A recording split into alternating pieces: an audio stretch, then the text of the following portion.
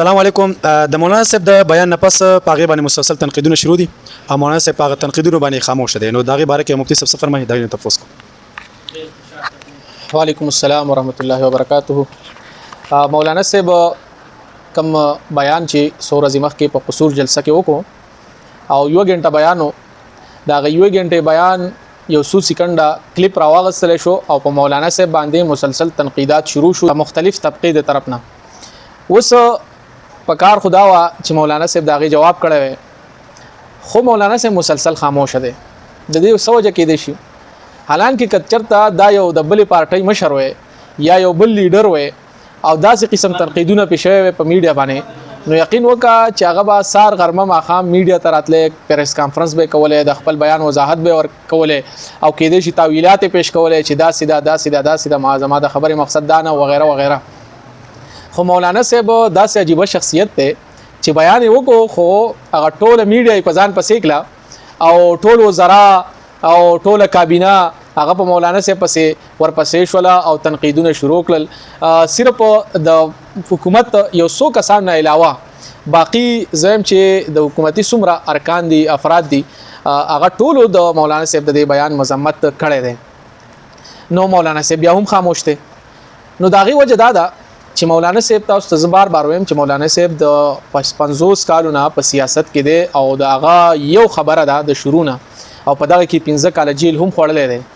د جنرال ضیاءالله په دور کې جنرال ضیاءالله چې کله مارشل الله ولګوله نو مولانا صاحب راووتو ول چې دا مارشل الله د ملک د جمهوریت خلاف خبره ده دا د عوامو د مرزي مطابق نه ده د عوامو د مرزي مطابق حکومت جوړ شي او تاسو چې کوم دایره کار دی په دایره کار کې اوسېدل تاسو له پکار دي. په دغه پاداش کې مولانا صاحب جیل تلل. نو زه دا بار دا خبره کوم چې مولانا صاحب د هغه وخت نواله تر اوسه پورې یو موقف ته چې یاره دغه مخصوص اسټابلیشمنت دغه د خپل دایره کار کې اوسېږي دغه نه بهر دینه راوځي. نو قصور کې چې کوم جلسه وا نو پاغه کې هم دغه خبره کېدله او مولانا صاحب دغه خبره باندې زور ورکړو. وسو مولانا صاحب چې خاموش دی نو د مولانا صاحب د خاموشي وجه دا نه د چیرې مولانا صاحب اغا یا یریږي یا چې دغه اهمیت نه ور کوي یا څه وجه ده. کله چې تاسو پته را 2024 کې الیکشن وشو او مولانا صاحب نه د مولانا صاحب خپل سیټونه چې دا واغستل شو حالانکه کې پی کې مولانا صاحب مسلسل د مفتی محمود د دور نه دا 15 سیټه خو هغه ته اغستل د یو چټکی کار دی خو بیا هم دا غینه هغه سیټونه واغستل. نو مولانا صاحب تقریبا 3 ورځې خاموش وو د الیکشن نه بعد یعنی کوم عام لیډران چې نو هغه ما خامله راشي په میډیا باندې و چې ما غټلې دا پلان یو ډینګه مولانا صاحب پاغه ورځم سونویل سبالم سونویل بل سبالم سونویل تقریبا سلورم او 15 ورځ باندې مولانا صاحب بیا میډیا تراغه او یو ګرجدار پریس کانفرنس وکړو او په دغه سلو 15 ورځو کې دنه په اقتدار باندې براجمان طبقه کې څومره پریشانی تیر شوې ده نو هغه الله ته پته ده. بهرحال وسومه غ صورتحال ده مولانا صاحب باندې مسلسل تنقید کیږي او مولانا صاحب داغه باوجود خاموش ته 3 ورځې وشولې. خو مولانا صاحب چې کله خبره کوي نو ان شاء الله داسې خبره به چې دا ټول به خپل راضي او معافي به غواړي.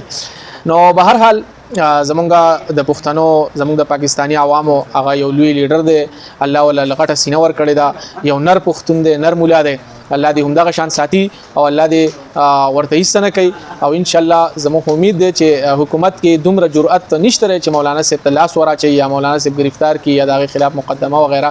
لکه چې مولانا صاحب هغه ته پته را چې یاره دې سړی لاس ورول هغه د مچوګګ لاس ورول دي په ځان پاسه را پارول دي.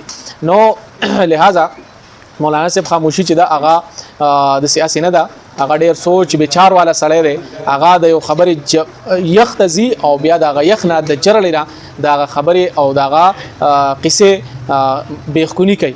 نو ان شاء الله پر امید اوسېږي او منګم پر امید اوسېګو مولانا صاحب د قوم په مفاد کې هغه خپل فیصله وړاندې کوي او خپل فیصله کما خبره چې کلی کم بیان چې ور کړی په دغه باندې ان شاء الله ډټ کر ولاړ وي د خیر سره او د قوم په مفاد کې به هم دغه شان همیشه وي.